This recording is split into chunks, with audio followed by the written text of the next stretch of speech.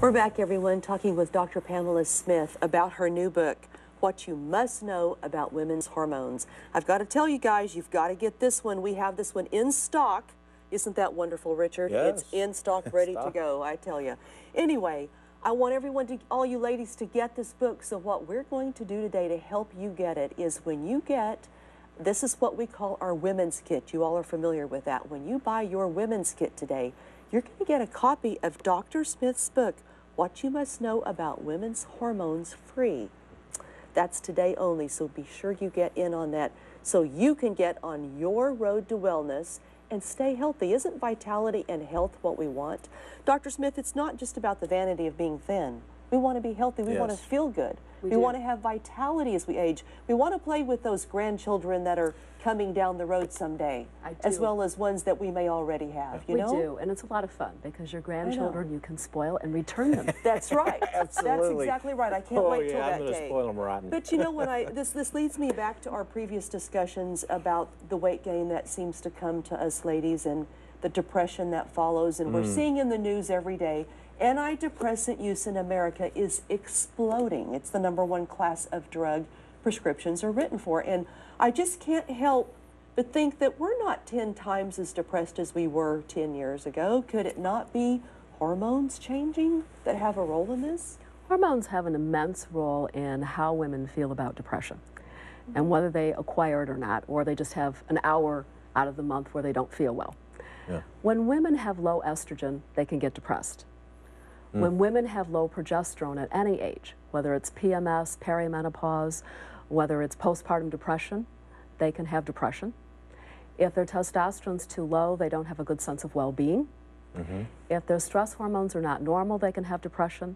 And clearly, the most common reason for depression that's hormonal is thyroid not functioning optimally.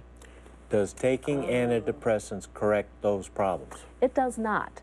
And metabolic and anti-aging medicine is a different kind of field because it's wellness-based and not disease-based. What we do is we look at the cause of the problem. And of course we want people not to have symptoms. But if we can fix the cause, then why not? Absolutely. So Absolutely. you can actually do testing now to see, let's just pretend this is me. I'll be your patient, you know. So if I come to you and I'm having these symptoms, you can actually do testing that shows how I metabolize my estrogen. Absolutely. The E1, 2, and 3, and the progesterone, and the thyroid? We can. In fact, 9 out of 10 women that present to doctors' offices have either anxiety, irritability, insomnia, mood swings, depression, heart racing, bladder problems, or gut disturbances. Those all sound like hormone-related, at least, if not immediate, down the road a little bit. All of those All are. of them, yeah. All of those are related to progesterone. Plus, what a lot of women do not realize is how their gut works affects depression. Because if you have GERD, if you have IBS, constipation, diarrhea, 90% of serotonin, your happy neurotransmitter, is made in your gut. 90%? 90%. Only 5% is in your brain and 5% in the platelets and retina. So what you're saying is with every antidepressant, they should be given a probiotic.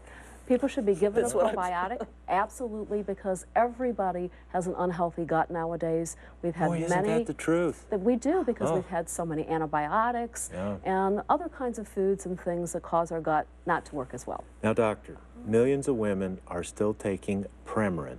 Yes. Is that okay, or can we do better? We can do better. Okay. If you look at the actual studies, it's great that women were on something when Premarin was what we had to offer, and that was the only thing. Because we know that estrogen, for example, helps prevent heart disease in women. Because when women become postmenopausal, they have an 8 times increase over men. Wow. So it's huge. But now we have better choices. Premarin is 1/2 the E1 we talked about and 1/2 E2. And now we're moving much toward, and what the science is showing us, to use E2 and E3. Okay, okay. If someone is on Premarin and they come to you with hormone-related issues, will your testing be okay even though they're taking the Premarin, or do they need to wash it out first? No, we never take people off of hormones. Yeah, because that can be rough. That's kind of my point. That's very difficult on women. And they can have immediate hot flashes, etc. Because we know what the chemical structure of Premarin is. So you can tell and the dose, difference. we can tell. Wow. It has come a long ways. It has. All right. This started, the concerns of hormone therapies, the new approach, really came to a peak with the Women's Health Initiative. What did we learn from it? Why was it so important?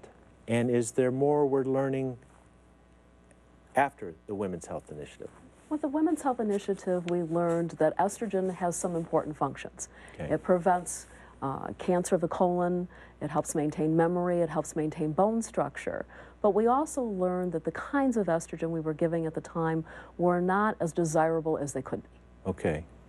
And the problems with the hormones could lead to cancers. Didn't that pop up with that study too? It did. Yeah. There was a definite increase in breast cancer, and that was related to two things. Yeah. The kind of estrogen used, but also the kind of progesterone, because they did not use progesterone, the natural chemical structure. Progestin. They used progestin.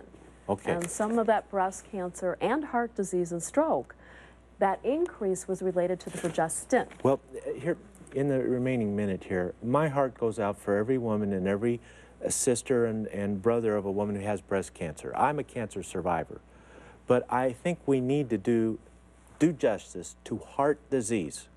5 times, 6 times more women die from heart disease than breast cancer. Is heart disease too hormone related? I think you alluded to this, yes. It is. Let's emphasize that. Sounds great. Heart disease. When the hormone situation changes, does that heart disease risk spike? And you can go as long as you need to. It can Explain. go up dramatically with the loss of estrogen. Okay. It will go up dramatically when progesterone also isn't there, and even testosterone not being normal, because if a woman's testosterone's high, it increases her risk of heart disease. Okay. They all have to be balanced. If a woman has been diagnosed with heart disease, is it okay for her to get into hormone therapies to help control that? It is. There are many trials now showing that even if women have heart disease, that we need to go back and rebalance. Because women are worried that it might make it worse from the Women's Health Initiative. So it's okay if you know what you're doing. Correct. Well, that's what I wanted to understand, Richard. See, that's important. Dr. Smith, I wanted to know your opinion on the bioidentical hormones. Is that what we're talking about in replacing with bioidenticals as well as with nutrients? We are. When we look at bioidenticals or natural hormonal therapy. Okay. And you're saying those are not cancer driving? Those are not cancer driving that we are aware of. I feel better and there already. are many trials now showing that. Okay, let's do this. We're going to a break, but when we return, Doctor, I want to ask you, what about ladies who don't really need a hormone therapy plan set out? They want to take some special nutrients, some supplements, just to support their hormones because they're doing pretty good. Can we give them something? Absolutely. That's when we return.